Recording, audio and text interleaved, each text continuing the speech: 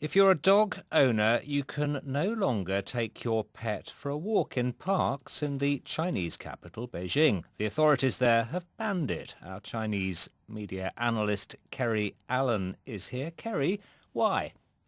Well, there have been a number of regulations that have been introduced in the last week, which include dog walking, fishing as well. And they were signalled back in April that this was going to happen. It all ties into, from next year, China's introducing a controversial social credit system. So it's cracking down on what it sees as uncivilized behaviours. And it's already in Beijing cracked down on things like people eating on the subways, manspreading even.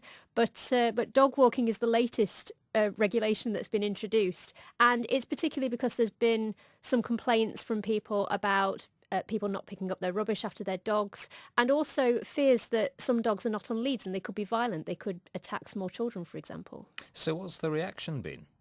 Well, there's been mixed reaction because China does build up a dialogue of, it's got a lot of strays in the country. So there are lots of reports constantly about people getting attacked and concerns about this. So some people say that they think it's a good idea for people's safety. But others are concerned because where are you going to take your dog now to walk them?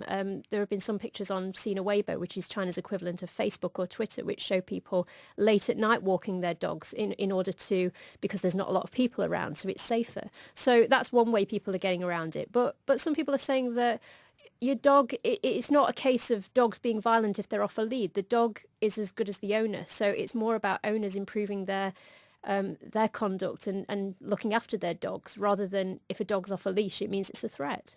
Kerry, thank you. Kerry Allen.